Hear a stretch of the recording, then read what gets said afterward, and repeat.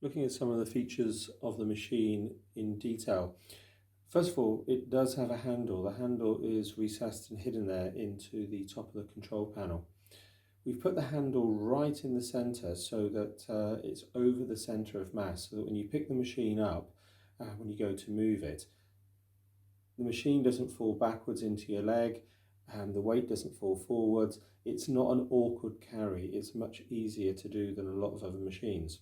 So in order to get that handle up, it's just a case of put your hands left and right, lift it up, there's your handle. You can then grip it on our logo there, pick it up and take it away, no problem at all. And then just push the handle back down and it disappears again. So nice and easy to access the handle, but it's nice that it disappears into the body of the machine as well.